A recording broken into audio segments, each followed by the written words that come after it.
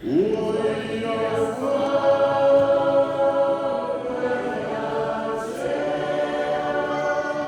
a wangawanga nā Jason Tiatia mō tōna reo ka meha. Engari, kei reira tonu, te ngā kaunui. The language is one of those things where, unfortunately, not a lot of young people are using. No tēnei wiki o le ngangana Sāmoa, I whakarewaina aia Tiatia I tōna pukapuka a Sāmoan Made Simple.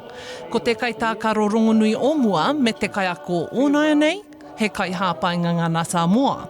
E ai ki aia, I ahu mai te whakaaweawe I ngā kaihāpai reo Māori o te motu, pēnei I a tākutahana o Regan, Te Manahau, rātou ko Stacey Morrison. Penguin said, we're looking for Jason Tiatia to write a book, sort of a version of Māori Made Easy, but in Samoan. And Stacey, ex-Aranui High School, that was my school too, A-Town, and her words, and Scotty, it said, engari te ngari, which means, in te reo, hopefully I get this right, is anything or something is better than nothing. Whai, do the action like this, whai. Whienu.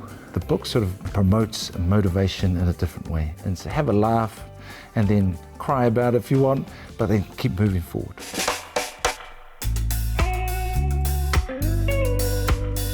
I whai wāhi a Tiatia rāua ko tana hoarangatira a Tate ki te whakarauora I te reo Māori I te ngangana Sāmoa I tō rāua whānau. Nō naia nei, ka tū poho kūkupa te whare Tiatia hei whare reo maha. Ko amasi o rāua ko amanika Tiatia, ētahi o a rāua tamariki e toru e hautū ana, e whakatauira ana I ngā kōrero o te pukapuka.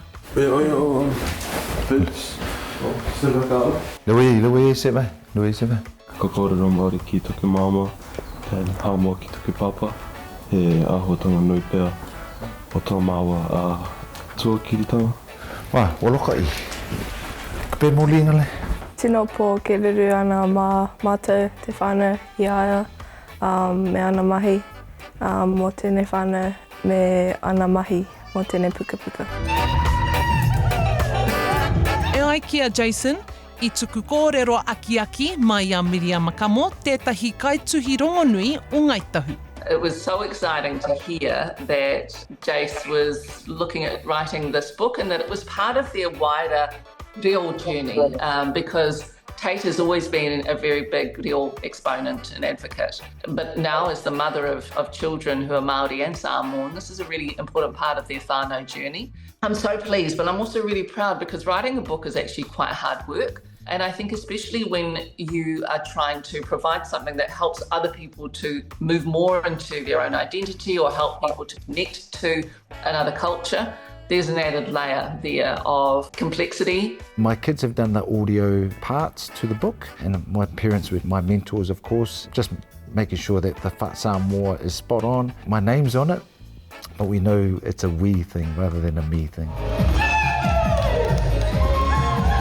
Hei a pōpō, ka whakakapi a vai aso o le ngangana Sāmoa, a I ngā rākwataha ake nei, nā te nui o ngā tono ki a Tiatia mō tana pukapuka, e matapaitia ana e ia, ka pukumahi tonu ia. Hora Kairingi Nicholas, Tahu News.